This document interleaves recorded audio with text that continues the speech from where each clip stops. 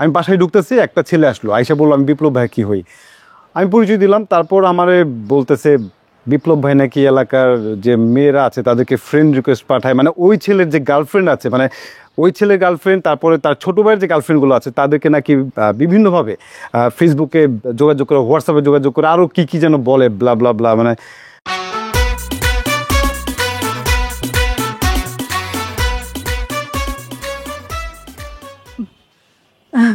কি রে, কি অবস্থা?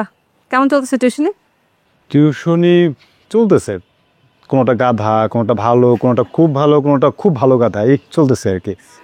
খুবই স্বাভাবিক, সবার ব্রেন তো আর সেম হয় না, সো ডিফারেন্ট ডিফারেন্ট মানুষ ডিফারেন্ট ডিফারেন্ট হবে, এটাই তো স্বাভাবিক। আচ্ছা বাদ দে, আচ্ছা শোন, আমার একটা কথা কত, বিপ্লব ভাই কি আসলে বদলাই গেছে? বিপ্লব ভাই পাল্টাবে কেন? কই না তো, আমি তো বিপ্লব ভাইকে জন্মের পর থেকে সেম দেখতেছি।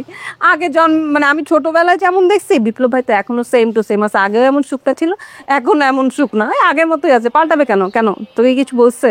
আরে না, আমি মোটা চিকন এইগুলো নিয়ে কথা বলতেছি না, আমি কথা বলতেছি অন্য বিষয় নিয়ে। আচ্ছা তোর কি মনে আছে আমি পড়তেছিলাম, তারপর কে যেন বিপ্লব ভাইরে বললো লুচ্চা, আমি তারপর তোর গিয়ে জিজ্ঞেস করলাম আচ্ছা ভাইয়ারে লুচ্চা কে বললো, কে এটা? তারপর তুই বললো যে আমি ভুল শুনছি। ঠিক আছে, বা সব মাইনে নিলাম, কিন্তু আজকে আমি বাসায় ঢুকতেছি, একটা ছেলে আসলো, আইসা বললো আমি বিপ্লব ভাই কি হই। আমি পরিচয় দিলাম, তারপর আমারে বলতেছে বিপ্লব ভাই নাকি এলাকার যে মেয়েরা আছে তাদেরকে ফ্রেন্ড রিকোয়েস্ট পাঠায়, মানে ওই ছেলের যে গার্লফ্রেন্ড আছে, মানে ওই ছেলের গার্লফ্রেন্ড, তারপরে তার ছোটো ভাইয়ের যে গার্লফ্রেন্ডগুলো আছে তাদেরকে নাকি বিভিন্নভাবে ফেসবুকে যোগাযোগ করে, হোয়াটসঅ্যাপে যোগাযোগ করে, আরও কী কী যেন বলে, ব্লা ব্লা ব্লা। মানে আরে এগুলো সব ফালতু কথা। আসলে যে হয়েছে কি, কিছুদিন আগে একটা স্টুপিড একটা মেয়ে আছে ওই এলাকাতে, এরকম নানান ধরনের ছেলেদের সাথে ঘুরে বেড়ায়। ভাইয়া তো সহজ সরল মানুষ, ভাইয়াকে তো জানিসই।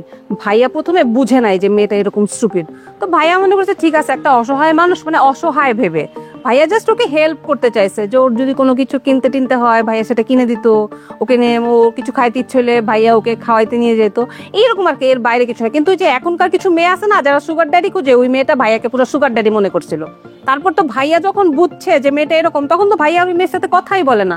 আর তুইও কি রে, হ্যাঁ, যার তার সাথে কথা বলো, চিনোস না জানোস না, একটা ছেলে তোরে ডাক দিল আর তুই ওই ছেলের সাথে কথা বলা শুরু করলি। তুই জানোস এই এলাকার ছেলে পেলে কত খারাপ, খুবই খারাপ। কিন্তু জানে যে তুই একটা ভালো লক্ষ্মী ছেলে, এখন তোকে কিভাবে খারাপ বানাবে সেই ধান্দায় মনে হয় লাগছে। খবরদার, তোকে আমি ভালো মতো ওয়ার্ন করতেছি, তুই পড়াশোনার ছেলে, তুই কয়েকদিন পরে বিসিএস দিবি, তুই এখন জাস্ট তোর পড়াশোনা নিয়ে চিন্তা কর। তুই কিন্তু এইসব ছেলে পেলেদের সাথে একদম মিশবি না, একদম কোনো কথা বলবি না, কারণ এরা ফার্স্টে এরকম কথা বলবে, কথা বলে বলে তারপর এদের সাথে তোকে নিয়ে যাবে আড্ডাবাজিতে, বুঝছিস না? তোর পুরো ক্যারিয়ার নষ্ট করে দিবে। এইসব নিয়ে তুই একদম চিন্তা করিস না, তুই জাস্ট মনোযোগ দিয়ে পড়াশোনা কর, সামনে তোর পরীক্ষার প্রিপারেশন নে, ঠিক আছে? আমি একটু আসি, পরে কথা হবে। শোন, তোর ব্যবসা কেমন চলে রে?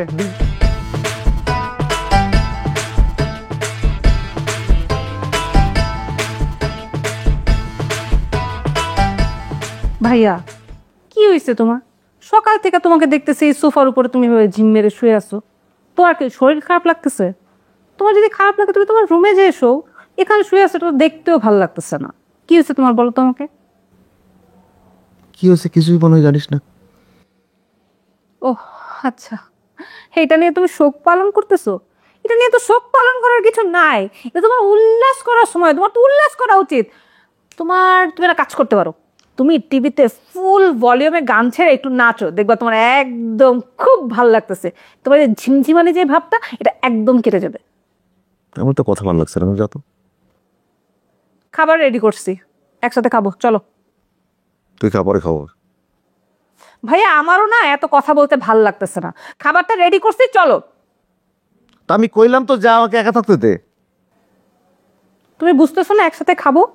কখনো তোমাকে ছাড়া খাইছি? খাবো একসাথে, চলো।